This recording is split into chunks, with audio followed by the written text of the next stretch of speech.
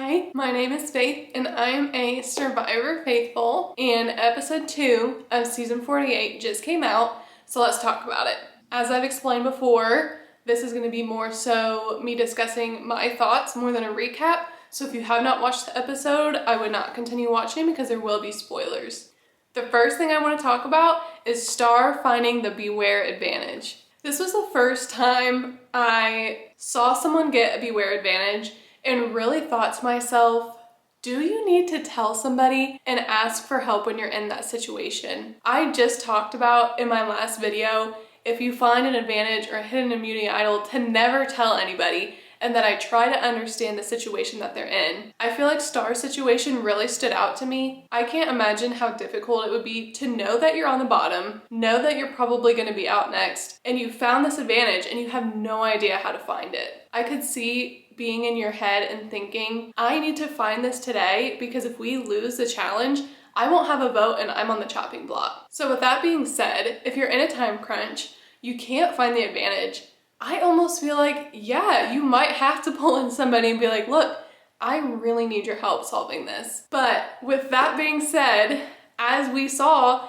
it completely backfired on Star and I felt for her. Pretty much everybody that she told, which ended up being the entire tribe except for Eva, who ended up finding out anyway, they pretty much all said, I can either find this and sabotage her, or just sabotage her in the sense of like, I'm not gonna help her. I just hated that she was in the situation, but the way that the show was airing everything does make me think that she's gonna be around for a while. I'm really curious to hear what you guys think. Do you think if you're in Star's position that you have to pull somebody in and ask for help? Or do you think that you would still stick it through and not mention it to anyone? Also, this is just a side note that I did have to write down because it made me actually laugh out loud. I don't remember which tribe it was, but whoever set up like the fake Wi-Fi and outlet card into the tree and put dig as the password was absolutely hilarious. The next big part was everybody being picked to go on the journey. We see, I think it's the Green Tribe, as they're doing the game to figure out who's gonna go. They're on the practice round and Say wins and tries to go. And everyone on the tribe is like,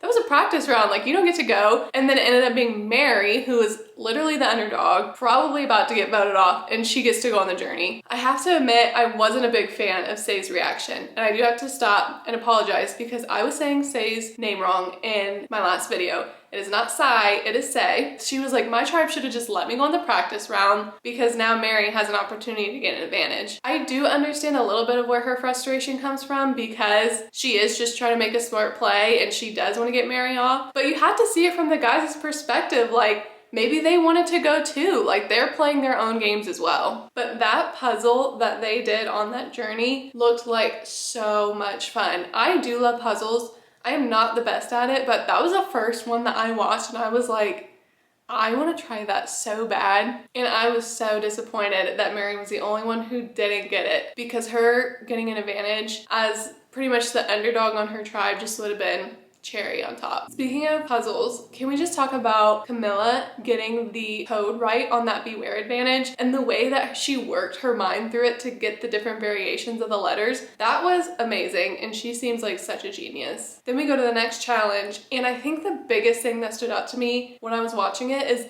there's so many athletic people on this season. I just remember being like, wow, between Eva and Joe and Mitch, I was like, they are killing these challenges. Then we're leading up to Tribal Council and it was such a whirlwind to see the vote go from Mary, who was the obvious vote out, to Say, and then to Kevin. Like, it was absolutely insane. And I have to say, I respect Kevin so much for standing up and saying, you know what? I'm noticing that Say is running this tribe, and if I want a chance, now is the time to get her out because she won't expect it and won't play her idol. But alas, there's always somebody. You can't ever trust anybody 100%. Cedric went and told Say that they were gonna vote her off. I kind of wanted to see Kevin stick around a little bit longer. I'm pretty sure in my video where I was looking through the cast of the season and I had to pick my top 3, I think Kevin was one of them. I thought he had a lot of potential and I thought it was smart of him to try and get Say out because she is a good competitor. I do also see where Cedric's coming from, where he's like, I don't know.